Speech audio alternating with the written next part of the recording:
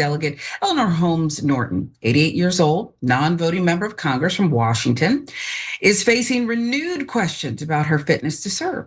The questions are coming on the heels of an alleged $4,000 fraud targeting her inside her own D.C. home. According to a police report first obtained by NBC4 Washington, Norton was the victim of an apparent scam on Thursday, October 24th. Individuals posing as HVAC workers entered her Southeast D.C. home. They charged her more than $4,300 for services that were never rendered. That report also stated that Norton is in the early stages of dementia, although her office strongly disputes that characterization. Staffers putting up a fight there. Her spokesperson said that Norton, quote, doesn't have a caretaker and instead relies on a trusted employee and friend who manages household logistics. Police say the fraud is now under felony investigation. Credit card company was notified. The charges were eventually canceled. So Norton, who has held her seat since 1991, says she plans to run for re-election. She'll do that again next year. According to the Congresswoman, in September, she stated, "I say that my seniority is what is very important, and I'm not going to step aside." Just weeks earlier, her own staff had urged caution, saying Norton was still in conversations with her family, friends, and closest advisors to decide what's best. So there are questions, Cenk, about whether this longtime Congresswoman, whether we've seen perhaps enough of her, and also questions about whether this is about her conduct or those around her and their own self-preservation. What say you? Yeah, so of course it's about her own self-preservation, but it's not just about that. She clearly has dementia.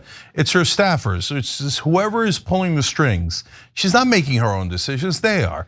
And so I saw this movie before. It was called the Dianne Feinstein story. And in that case, it became clear after a long time, the person that was constantly escorting her turned out to be Nancy Pelosi's sister. Come on. Having nothing to do with Feinstein's office. They had her in a wheelchair. She would repeat one sentence after, and then again and again and again. She couldn't answer questions. She would then say either the same exact thing or the exact opposite. There was no question she had dementia, and the Democratic leadership was like, fantastic. Like before, we have to kind of bother to ask them before we make them do what the donors want. Now we don't even have to ask them. Okay, yes, Feinstein votes with the donors every single time. But to be fair, Feinstein voted with the donors every single time anyway. Now it's Eleanor Holmes Norton. Before it was also Joe Biden. And by the way, on the Republican side, you have Mitch McConnell freezing. And they're like, no, nothing to see. The donors are in charge. I mean, he's a puppet. I mean, everything's fine. Everything's fine. Everything's not fine. Eleanor Holmes Norton needs to retire, needs to be in a place where nurses can take care of her and she can live out the rest of her life in somewhat peace and comfort instead of these jackals that are like, just moving her along going, yeah, I represent her. Yeah, she's of sound mind. Don't listen to her. Shut up, Eleanor. Shut up. Okay, I'm the one in charge. Who elected you? Who elected you? No one elected you. And and Eleanor Holmes Norton, she says, oh, my seniority is important. Really? To what? What have you gotten passed? What are you gonna get passed under Trump where your seniority is important? I got news for everyone in Washington. Your seniority is irrelevant, it's counterproductive. It involves you taking more bribes than other people. Oh, but the donor class is giving me money for decade after decade. That's why my seniority is so important. I'm a proven commodity to the corporate world and to foreign governments. That's not that interesting a bragging point. I hate to break it to you. And I'm not saying that in regards to Eleanor Holmes Norton. Her record is mixed, some good things, some bad things, etc.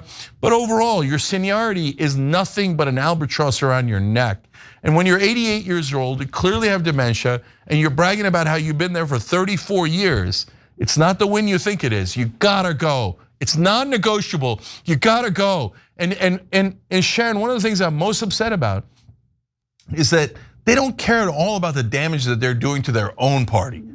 So now this is the Democrats going, oh, Joe Biden's fine, Feinstein's fine, Fetterman is fine, and Eleanor Holmes Norton is fine. I mean, then people look at it and go, the Democratic Party leadership doesn't represent the voters at all. All they care about is entrenched power, being deeply corrupt, deeply undemocratic. And when it comes to the leadership of the Democratic Party, it becomes impossible to argue when you have people like Eleanor Holmes Norton still hanging on there. And on that note, Cenk, we should tell you Hakeem Jeffries, minority leader, he's still standing by her. He says it's up to the elders to decide for themselves. Jamie Raskin did say she's an icon, Holmes Norton, but he said it's going to take a new generation of leadership to win statehood in the battles of the day. So he's not actually, pushing her, but he's saying a little something. Donna Brazil, Democratic operative, who said that Eleanor Holmes Norton was like a mother to her, second mother, said it's in her best interest and the interest of D.C. for her to serve her current term, but then end her extraordinary service in Congress and not seek re-election next year. So it's just very gentle, comforting little cuddles. And then there's this, Cenk, an investigative report from Luke Goldstein, Dan Bugaslaw on Substack that found that Representative Norton has not one, not two, but 7 no-show positions still listed on her financial disclosures. Let's run them down for you. The roles include Executive Committee of the Yale Law School Association, Board of Trustees for the Lawyers Committee for Civil Rights, the advisory boards at the Women's Law and Public Policy Fellowship Program at Georgetown. I mean, just look at them. It's for someone who was just scammed out of $4,300. I guess that theoretically could happen to anyone, and has staff members having to pretty much prop up what's going on here. It's pretty sad. We contacted the half dozen boards she claims to sit on at elite institutions and found that 3 of them had not heard from her in years. 2 of them don't even exist anymore. We reached out to each of these boards to ask what exactly Norton does in these roles. After repeated attempts, not a single one could confirm Norton's attendance. American universities seemed genuinely confused by our inquiry. I mean, this is the reporting. The Women in Politics Institute no longer has an advisory board, they wrote. The authors say the fact that these positions are still on her disclosures suggests that her staff has been resubmitting portions of her ethics forms on autopilot. Her office did not respond to multiple requests for comment. It's not just these no-show positions that she is not participating in, it's her actual job. 2 congressional sources who spoke with deeper states confirmed that Holmes Norton is largely absent from committee meetings and planning sessions. So you're right. This whole seniority thing, look, we're also in a time where you have people like Mondami, who is getting such interest and support, really grassroots, but it's not doing anything. She's not showing up. She's apparently not engaged in any way. And this is bordering on just fraudulent. It's sad, and sad mostly for her constituents. Yeah, so that's funny you say that, because that's exactly what I was going to build on. Right? They keep saying like, oh no, but you're being impolite to Eleanor Holmes. Let's at least let her finish this term, even though obviously she's not there mentally. But when are we ever going to be polite to the voters? I mean, we just covered the story of Karine Jean-Pierre saying, I left the Democratic Party because Democrats were unbearably impolite to Joe Biden and Kamala Harris and myself. Who cares about you guys? You're supposed to be representing the voters, but Washington is obsessed with how polite they are to one another and to the powerful. I've said this on the show for over 20 years now. The #1 rule in Washington is do not ever be rude to another insider.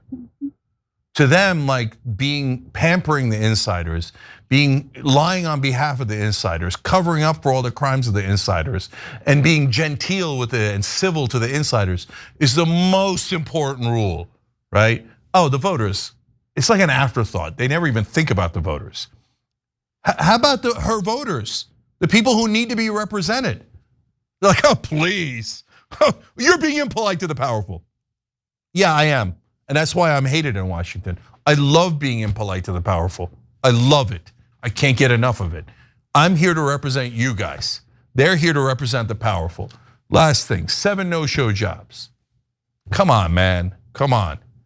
So this is the same, even if all you cared about was being polite to Joe Biden, having him stay in that race was a disaster. And that's one of the arguments I made to his top leadership. I said, I know you guys are all obsessed with Joe Biden above everyone. Screw the whole country but Joe Biden. But I'm like, how's it gonna end with Joe? If he retires and does it with a year left and he hands it off, he's gonna be considered a conquering hero. He beat Donald Trump, he passed the baton, nice job, right?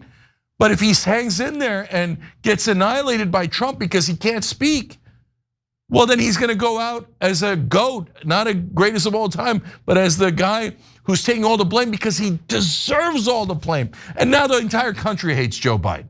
So now they want that for Eleanor Holmes Norton. Oh my God, we want to kiss her ass. Well, now we found out she has 7 no-show jobs. So did that help? No, it's now destroying her legacy. Congratulations, ass kissers. You didn't help the voters, you didn't help her, and you certainly didn't help the party, because this is exactly what's hurting the Democratic Party.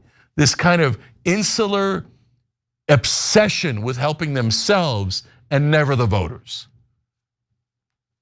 Yeah, and we're gonna take a quick break, but I will say this. It's disqualifying to so many people who look at Kamala Harris, who look at Mayor Pete, all of these people who stood there. Either you saw something or you didn't. And it really ruins this future, this pipeline of talent, whether people believe they were the right choices or not. It's very damaging. Every time you ring the bell below, an angel gets his wings. Totally not true, but it does keep you updated on our live shows.